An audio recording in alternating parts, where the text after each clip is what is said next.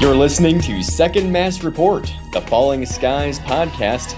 I am Frank Stella, and with me is Rob Southgate. Hey, We're back, we Frank. are looking forward to season 4 of Falling Skies, and this is our first season doing a podcast for the Southgate Media Group. We were on another podcast network last season, but we are here now, and season 4, Rob, it starts June 22nd. How excited are you? Oh my gosh, I can't wait.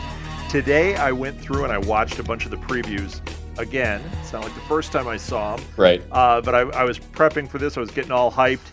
Oh my gosh, I could hardly stand it. When they show Lexi, it's game over. I am ready for this thing to start. And Lexi, that's a little bit of an interesting question for me, and we'll get to that in a minute. But some major announcements that I think we talked about in the past. This is an extended season. It's been going for 10 episodes each summer for the first 3 years. This is a 12 episode program, and so not a huge, it's not a huge leap, but it does mean that the show appears to be growing. Budget size appears to be sizing up, and it looks like it's headed in the right direction as far as show growth. It looks like we might have more time to develop things, not rush things. Again, not a lot more. It's just a couple more episodes, but again, it is encouraging to see that it's growing. It's not shrinking. Yeah, I think they're going to do really well having those extra couple of episodes because, even last season, they really don't have any clunkers. They don't really waste any time, but I think that a couple of things might have been a little underdeveloped.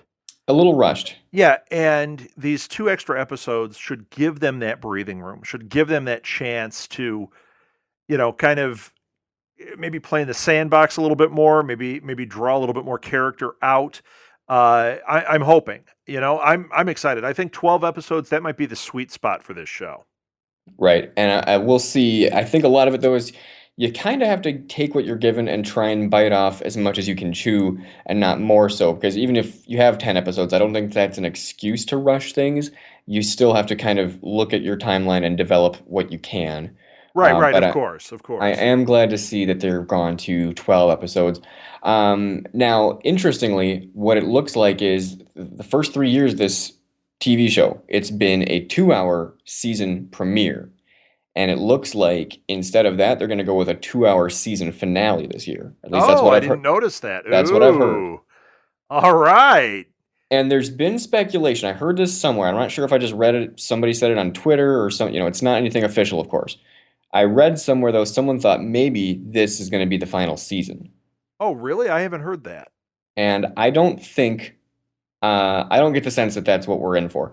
I don't either. Everything I've read, it seems to me like we're not done with this show. I Right. can't imagine that they're pulling the plug. The ratings have been growing on it. The cast seems to be very committed to this show.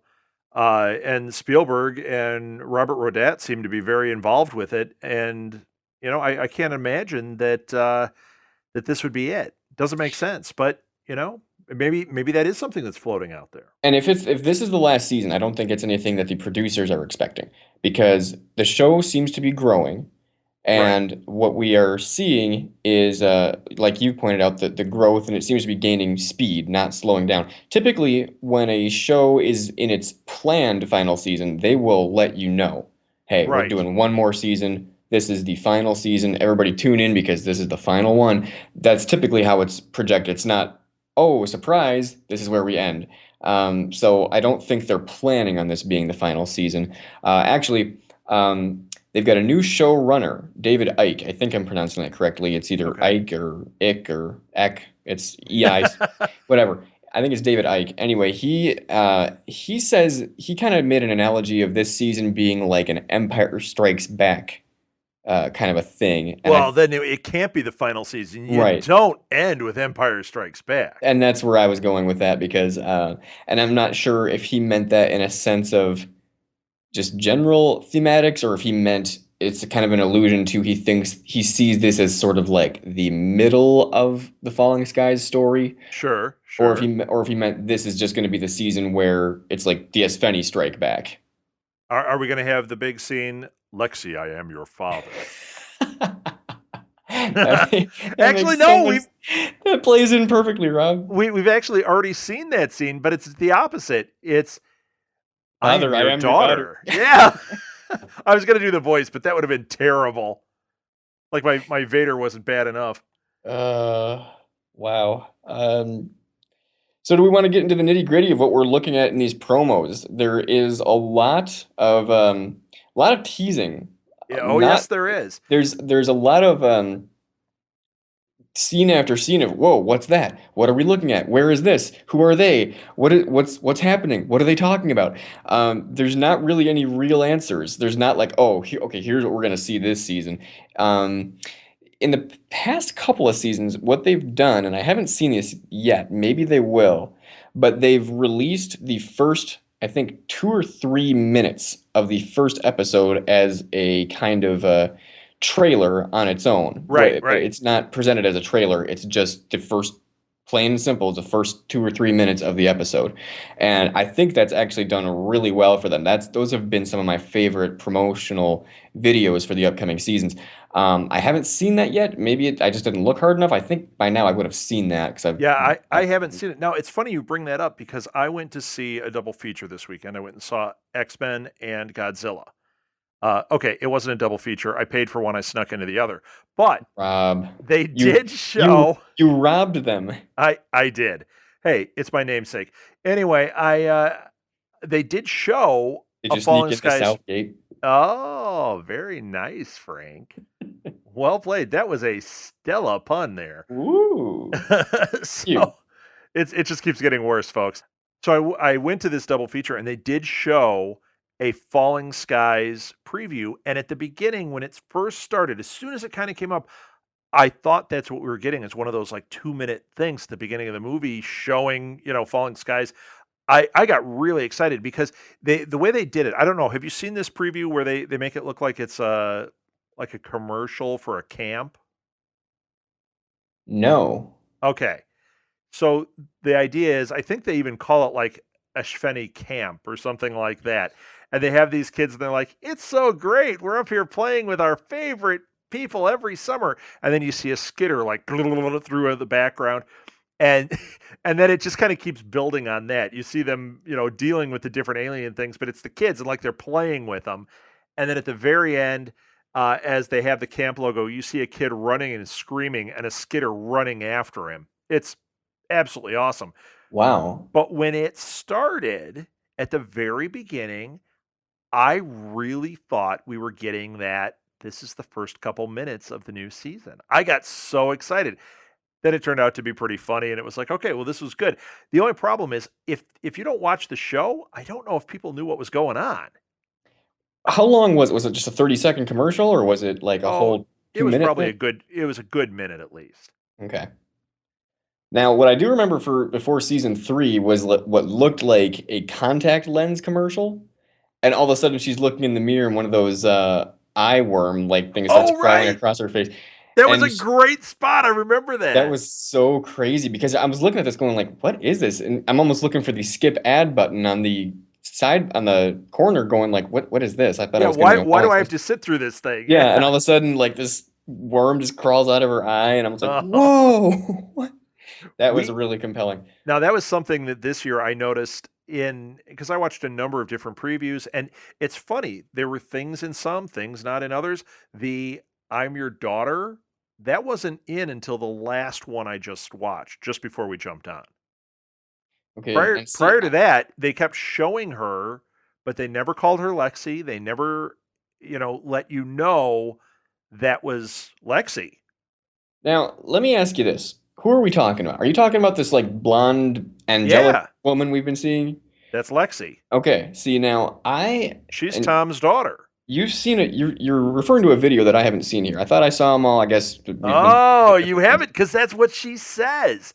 He's standing there. He looks back. It's actually, I believe, man, it looks like it might be one of the final shots of last season. And then this woman, the blonde woman in the red, comes walking up while they're like hiding behind and fighting. She walks up and Tom and man, I can't think of the Mason sons' names. This is just like last year. Even right in the middle of the season, I couldn't remember anybody. There's Um, Ben. Hal. It was Hal. Yeah. I think it was Tom and Hal, and they look back, and she says to, oh, was she?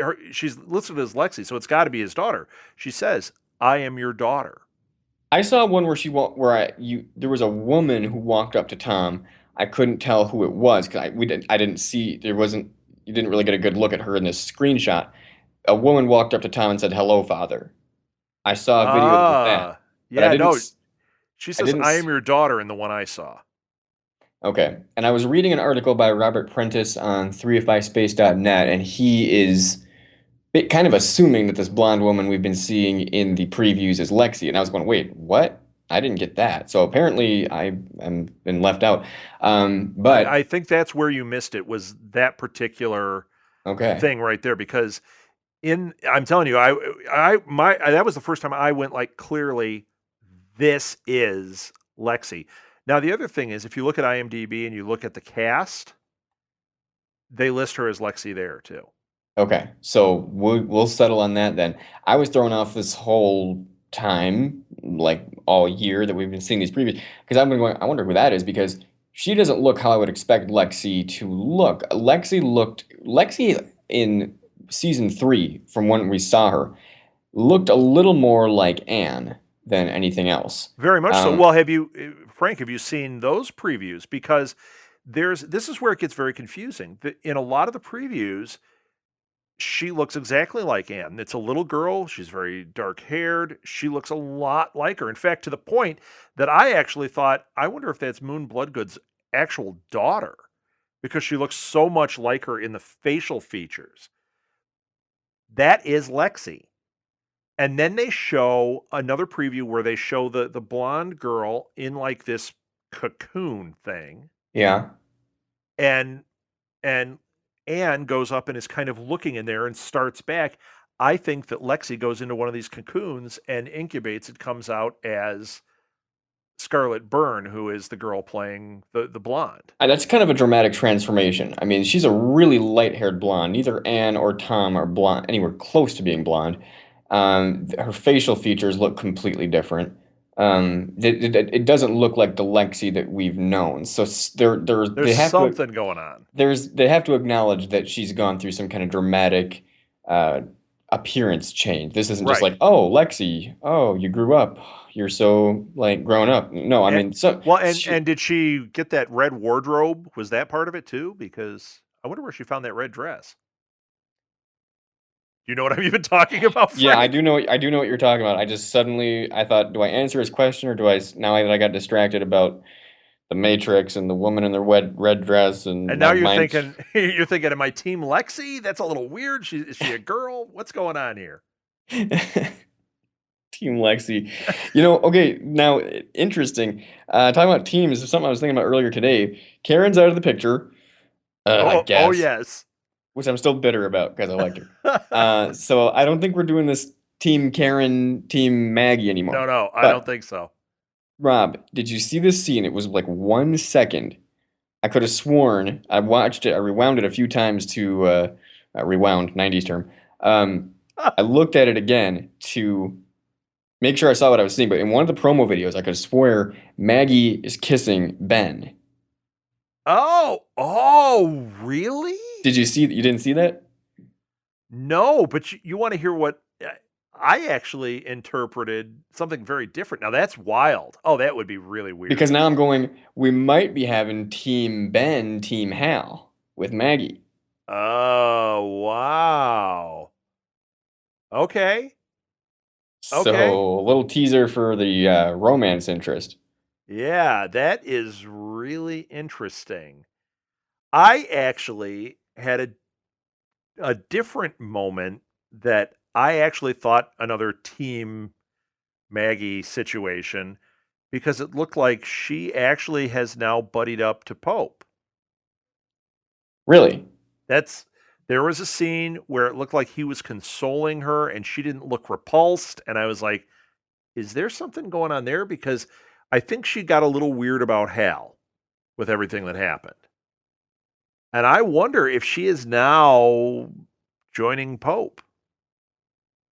And I and see this is the part where I'm like, I'm not sure if I saw that. yeah, it was very quick. It's interesting. It's kind of a funny dynamic for the podcast sake because we've been seeing different things apparently. We're bringing different Well, think pieces about it. to the As puzzle. listeners, I'm sure people listening, even if they're big fans, have had the same thing because I was seeking out things to watch, and this is what I saw. So I can Yeah. imagine people listening. There's going to be people that see different things. I bet a lot of people didn't see that Camp Ashveni video. Yeah, and I didn't see that. I'm guessing that might have just been a movie theater thing. Now, I saw X-Men over the weekend and I didn't see that. Yeah, it was before Godzilla Okay. because I got in late to X Men. Oh, you want to hear my shame? So we go to see X Men, and I do the other podcast about Marvel and everything, and we were going to do a review. So we got it all worked out. Went to see it on Saturday. First of all, they had the time wrong on Fandango. It said 12:15. It started at noon. Oh I got there at no. 12:12, and she goes, "It starts in 1 minute." I made it, but I saw no previews. Okay. Okay, but I made it. Here's where my shame comes in. 20 minutes before the end, the part they call the climax of the film, I fell asleep.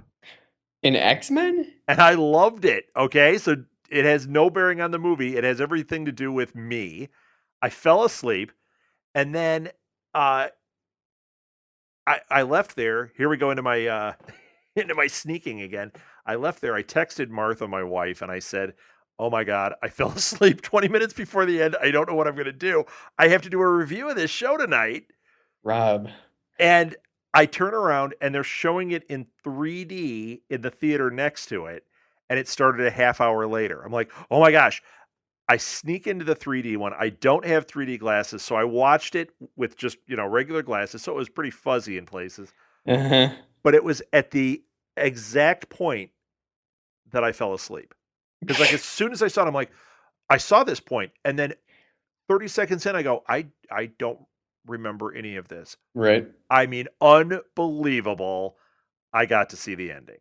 And it all What were, made sense. Everything made sense that didn't make sense to me just before that. wow. I don't want to get into X-Men, but I just to say that I was glad that that movie came out because I was really disappointed with X-Men 3. I think Um, everybody was. This was great, man. I love how they reset it. they did reset it. However, I think the movie could have been way better. But Okay. I don't want to get into all that now because we talk Welcome to about the X Men podcast. the falling X-Men Yeah. skies. X Men I don't Skies. I don't know. Skies of Future Past. Wow. Okay. Okay, so I want to bring something up that I loved. Cochise was all over these previews. And one of the master guys was there. Master? Well, I can't think what you call him. Remember the giant guy, the What, the really fish tall? heads? Yeah, the fish heads. Did you see the fish head in the preview? Okay, and this is another thing that you've seen that I haven't Get because out. You didn't see in the fish head? in any of the previews that I've seen, I've not seen any Volm or any fish Oh my heads. gosh. Okay. There's a preview that shows a very small group. It looks like it's the Masons and Anne, who we're going to say is a Mason now. Uh, it looks like it's just about them walking through the woods with, I think it's Cochise. He seems to be leading them, and they're walking through the woods. And then there's another scene where Just out for a stroll. it showed a couple of, I don't remember who it was, but it showed a couple of the characters. It might have even been Weaver and man, who else was standing there? It might have been Tom and Weaver, and Cochise, I believe, was standing right behind them. And the thing that was interesting, though, and I'm not sure if it's Cochise, but I think it is, it looked like he had like some different coloring around his face. Now, that may have been like, remember when the Ishveni would do the handprint or like the red like paint on their face? You're talking about the Rebel Skitters. Yeah. It looked like it might be that kind of thing. Like he now has some kind of identifier on his face that he is separate from the other Volm. Huh. So there was that. But then one of the fish head guys was in another one, and he was in maybe a couple of different ones. but he was wearing like a black, really tight like spacesuit thing. Where are you seeing these? There's this crazy thing. It's called Google, and if you type in "falling skies," you know what I'm saying, Frank, right? I mean, I went to a crazy place called YouTube that you might have heard of. Yeah, I went to that too. If you go to Google and you type in "falling skies season 4," there were all sorts of places that had, previews and articles and all sorts of stuff. And I found just all sorts of different ones there. Okay. I don't Lots know. of I cool mean, stuff. I figured So I fish heads were back. I believe that Cochise was back. Uh, and like I said, you got a lot of that Lexi stuff in there too. did you see the little teaser preview fun promo video that was like an 8-bit video game version of Yeah, Falling and Skies? in fact, I think that I put it on our Tumblr page. There's a Good. our network has a Tumblr page. It's Southgate Media Group. If you just go to Tumblr and you type in Southgate Media Group, we come up. And we have tags for a bunch of our different shows, and one of them that we did was Falling Skies. So I'm always looking for blogs and things about Falling Skies on there. And I've only done a couple of things, but I think one of them I did was that 8-bit Falling Skies thing because that was awesome. That was really cool to watch. It was really cheesy, especially like the dialogue, but Oh it was yeah, funny and it worked really well.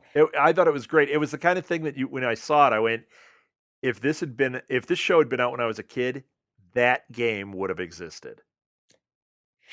Yeah, good old cartridge that you blow on it and stick it right in your NES or Oh Super yeah, Nintendo. oh yeah. Well, there's still a lot more elements to these promos that we haven't even talked about yet. There's this what yours seem to be calling a camp. It looks to me like almost like a military school or a military base where I don't know if we're talking about the same thing, but it's where the kids are in uniform. No, no, Uh, these kids were in like camp outfits. They had okay. like t-shirts on but maybe that was supposed to be maybe that is this, but they were trying to make it look like a summer camp or something. I don't know. Well, there's this scene that I keep seeing where they're all dressed in these uniforms. It looks like they're in like some kind of classroom. It Oh, I shows saw that it too. shows the girl yelling like these are all lies or something, and then you see like little Matt Mason. He's got like a weird like grin on his face, like he's really happy to be in class, and it just looks really eerie and something wrong with this. So I don't know what we're seeing there. I I don't don't. know that. And how about that scene when they find the kids in the back of the truck? Have you seen that? Yes. Okay, because Anne's face when they find those kids is like she looks kind of horrified by it. Yeah. So what's going on there? I don't know. I do know Anne has a kid who we've never seen. I'm not sure if that kid died. What was it, Sam? Oh, Sammy? right. I forgot about that. So I do know that Anne has a kid. I don't know if he died or I don't know if they're ever going to bring him into the show, but she does have a kid. So there's a theory to start us off. Yeah, interesting.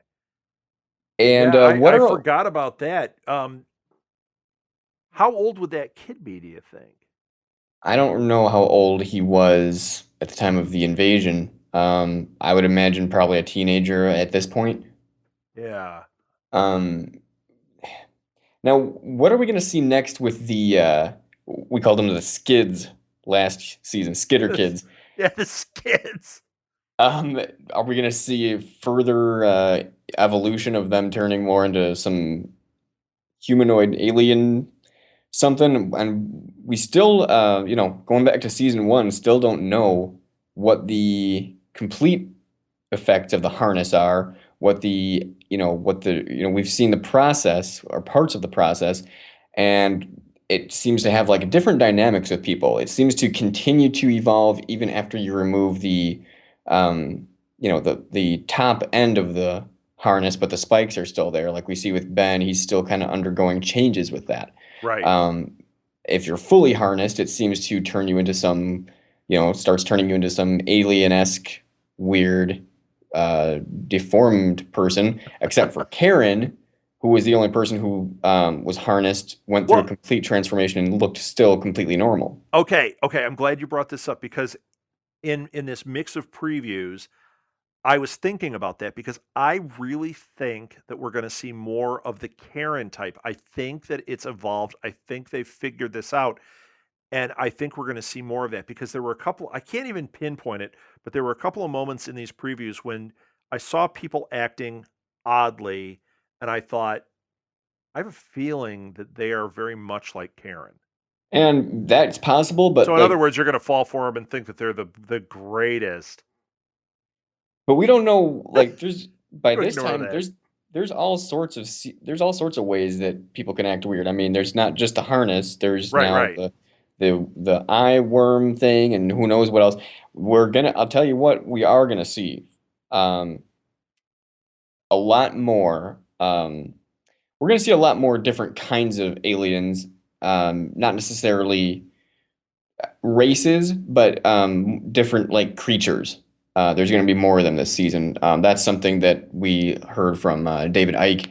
Um, Well, and you know what, I agree with that because even in the previews, like you looking at even the Skitters, there it seems to be there might be some differences there. There might be some different Skitter races there. and are you picking up on the little like buzzing insect noises that they keep throwing in? Yes, So they're teasing us I with that I because just thought it was my old man ears, but yes, I heard it. no, it's my young man ears. Oh, Um, there's something there that they're teasing us with a sound that we're not seeing, and then you hear Weaver yell, "What the hell are they?" And it's I like, I wonder if it's those worms, like if they figured out how to make them fly, so they're almost like mosquitoes. well, they've been flying. We've seen them fly. Have we? Yeah, I don't remember them flying. That makes yeah, it you so much do. worse. We've Oh, seen them I fly. do remember him flying. Oh, it's so much I hated that whole eye thing. Like, my eye right now, I wanna, like, scratch my eye right now because of those stupid eye things. Swear goggles. Oh, they make me crazy. Yeah, they're weird. Ugh, I hate eye So things, and that's the worst. And now that you thanks for reminding me they fly. Oh, it's even worse now, man. they're the worst, I'll tell you. And they have like lasers and they scan maps and all kinds of things. So Rob, they put a lot of work into making the effects seem more real this season. A lot of what we've been seeing, including the mechs, the Espheni, probably a lot of the little Yeah. critters, the crawlies, little things like that. Those have all been CGI. They have um, things that have been partly real have been the skitters and I think the Volm, or at least Cochise, because Doug Jones is like Yeah, he's he definitely plays it in makeup with all or the in a makeup mask and everything. and a lot of the skitters are puppets. Yeah. They've done a lot more of the puppeting with the fish heads, I believe, as well as they've gotten a real mech like props. So it's not just CGI. I mean, they're going to digitally enhance them, but part of what you're seeing is going to be an actual on-screen prop, which means a couple things. They're dedicated to making it look more real, which is great. Yep. Also, you Well, can that bet means they're that putting more money into this too, which right. blows the whole "this is the last season" thing. Why put more money into it and make it look so hot if you're just gonna pull the plug? More money, more effort, so that's good. But it also means we are going to be seeing more screen time with the Espheni. We didn't see in all of season three. We didn't see one fish head, Right. uh, and that was kind of disappointing to me because it seemed like we were really kind of get going places in season two. All of a sudden, the Volma show up. We have that to deal with, and just went by, and we didn't see any fish heads. And I was kind of like, oh, I wanted a showdown. I wanted to see some fish head action. But Right, right. we're gonna get back into that this season, in some ways or others. Um, Lexi, I'm really interested to see what her worldview is. Like whose side is she on? Yeah, Uh, what her whole standpoint is and where's what her her loyalty? character is like. Yeah, her character and more of her abilities. Not to mention her origin. How on earth did Tom and Anne have a mutant baby, Right. teenage mutant ninja alien? I as long as Michael Bay's not involved, it's gonna be interesting. Oh God, thank you. Keep Michael Bay keep him at Oh, bay. oh, very nice. Yeah, he would have transformed this into junk. Ah, that would have been a Decepticon. There would have been Oh, keep pros. working it, Frank. Keep working it. There would have been pros and Decepticons. Oh my gosh. Yeah, I'm really anxious to see this whole Lexi story unfold. Yeah, and there's Well, gonna be some. I'm sure we're gonna have new characters, some old characters along the way. I want to see Denny because remember she was kind of a big-ish part of season 3, and then we didn't see her at all in the finale. Am I right. right? Right. Yeah, No, you're totally right. I was like disappointed with that because I thought there was gonna be a little bit of payoff with where her and Ben were going or where she was headed in general, and it's completely Just kind of blown off. dropped. Yeah, Yeah. But I'm hoping that that's not just done. I'm hoping that because they've done that in the past when it's gone into the next season, they've kind of scooted some of those storylines to the side and you go, "Okay, whatever happened with that? Did anything happen with it?" In yeah, this case, I'm hoping that I mean, I think Denny was important last season. yeah. And okay, so Denny was an important part of that final episode, but I'm hoping going forward that the character comes back in and we find out some more. I think Denny is going to be important though, because I think we're going to find out more about the harnessing and the after effects and that whole thing. I'm looking forward to seeing what the group feels like as a whole because we are, we've gone from just it being the second mass, then to onto it just kind of being this rogue group, then to being a bigger part of Charleston. Now Charleston is no more. I think they picked up more people from Charleston. So I'm looking forward to seeing what the group feels like. I guess they're gonna continue calling themselves the second mass just because, I mean, they have to.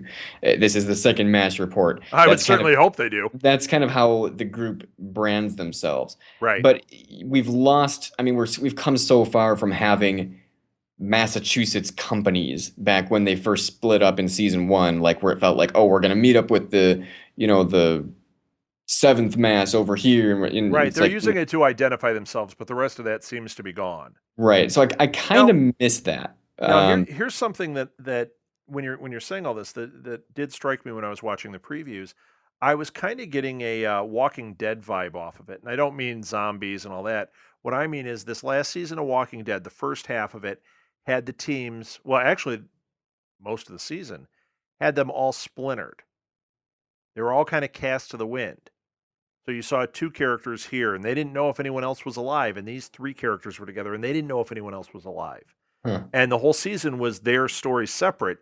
And after seeing the Masons kind of together doing their thing with Cochise, I didn't see Weaver with them except there was one scene. I wonder if we're going to have a little splintering because it also looked like Pope and Maggie were off separate.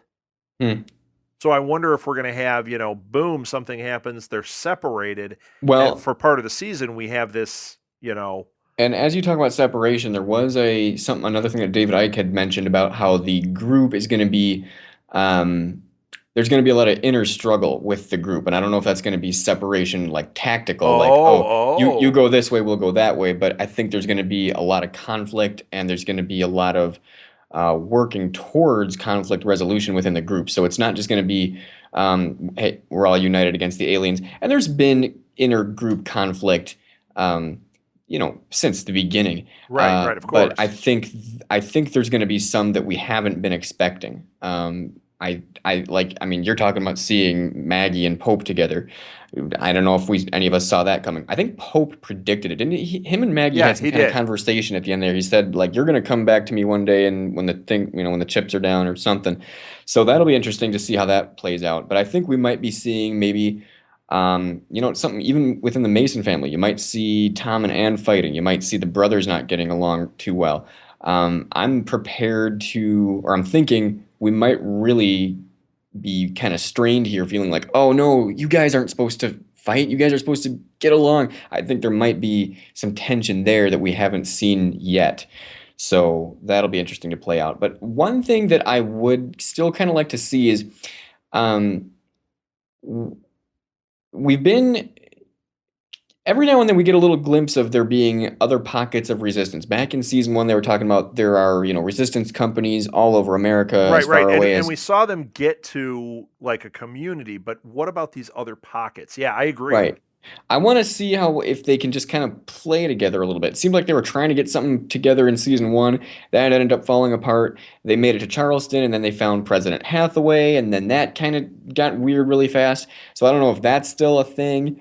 Um, there was that part in season two where that one woman from Charleston flew in with her airplane, and she said, "I'm on my way to Greenland, and then I'm going to Europe, and we're gonna, tell everyone," and kind of just greetings from America kind of a thing. And I was like, Yeah. okay, I'm interested to see where that's going to go. And Yeah, and like I hope that comes back too. I hope that there is more of that because remember last year, that was something that we really got excited about was the prospect of getting off the East Coast. What else is going on out talking there? about Brazil and I'm like, Yeah, yeah, like, man. what's going on in Australia? What's going on in, Well, and once China again, and drawing the Russia? parallels to The Walking Dead, that's been something that The Walking Dead has stayed in one very kind of small area.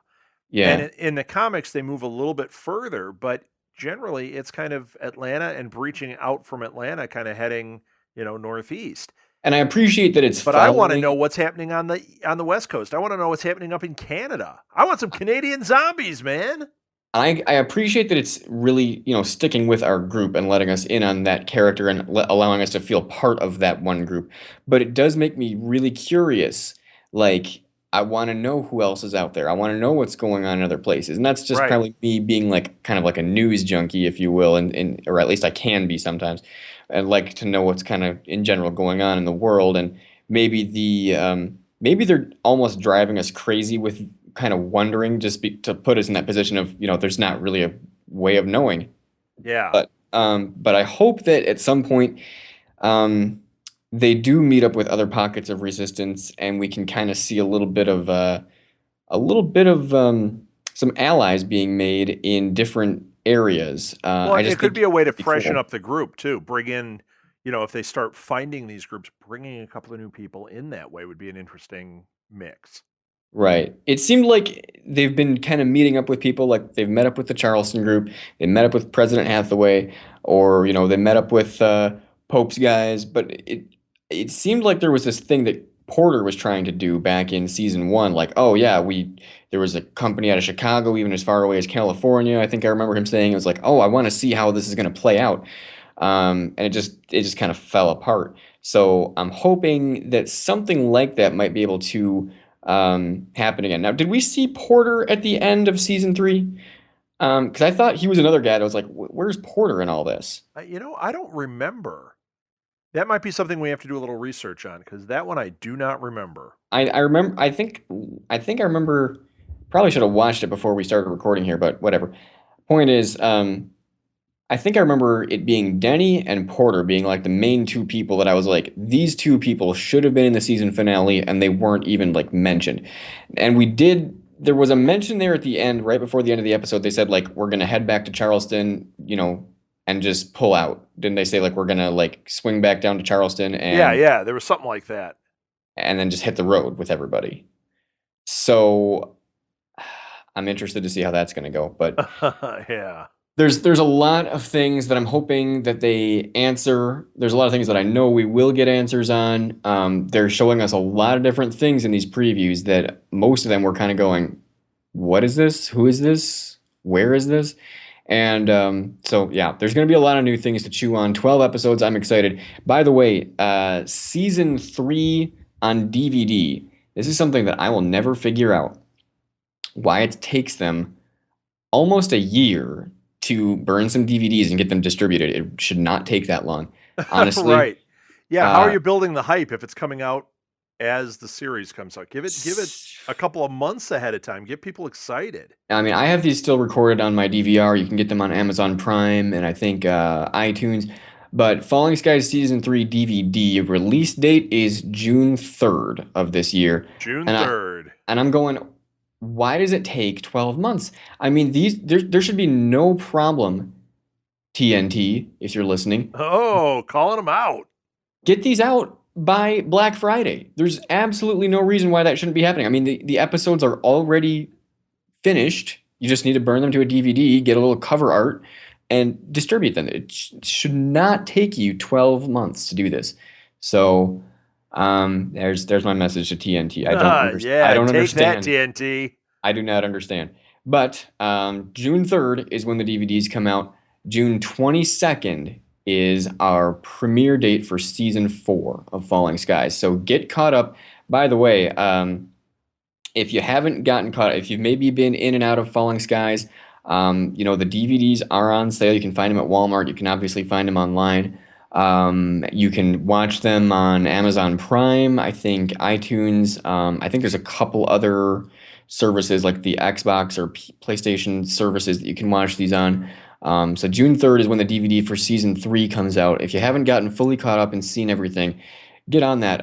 This is a show that I have really tried to promote, to all my friends, to just whoever will listen to me because I'm super into this show. It for a basic cable series, really well done. Steven Spielberg is on this. They've Oh got yeah, a it's great fantastic.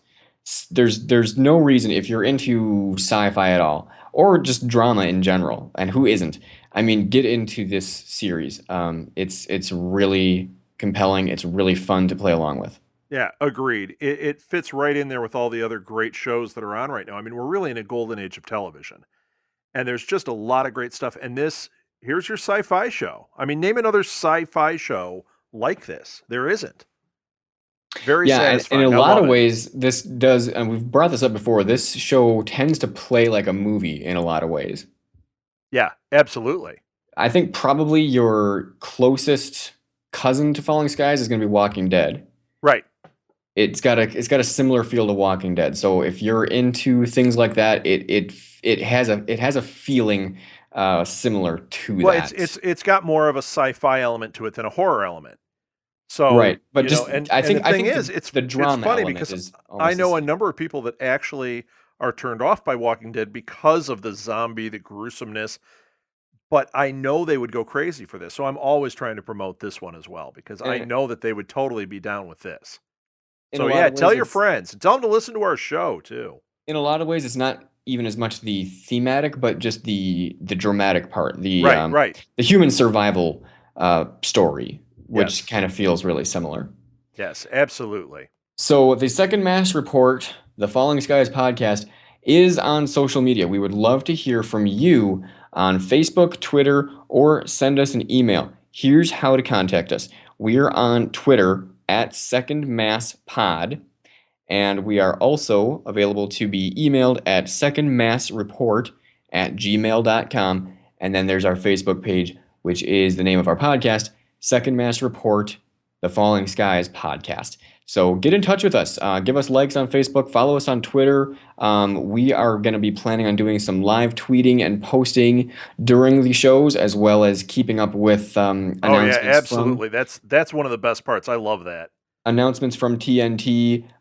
We would love to interact with you. We're not just going to blow you off and ignore you. We'll reply to you. We'll mention you in the podcast. We'll mention your opinions, your questions, your theories. We'd love to get a good group discussion going. If you're into this show, then by all means, get on the podcast Facebook pages or Twitter, email us, and we'll get, because this isn't just Rob and I having a conversation. I mean, this is you along with us, and we want you to be a big part of this podcast. So please get on board with us, social media. Tell your friends about the podcast. Tell your friends about the show, because we want this show to keep growing in size and in popularity. Absolutely. Couldn't have said it better myself, Frank. That's why I said it. All right, Rob. Well, I think that about does it for tonight. Again, June 22nd is the season premiere. And yeah, it's going to be a good 12-episode summer for us on the Second Mass Report. I'm super pumped. Oh, it's going to be fabulous. I cannot wait. So June 22nd, that's when it airs. And, by June 23rd, we should have our first episode up. Yeah, I don't see why not. We'll get it done. All right. All right, I think that's a wrap. So the Second Mass Report is a production of the Southgate Media Group. Until June 22nd, I'm Frank Stella. And I'm Rob Southgate. Until next time, stay vigilant, stay active, and stay brave.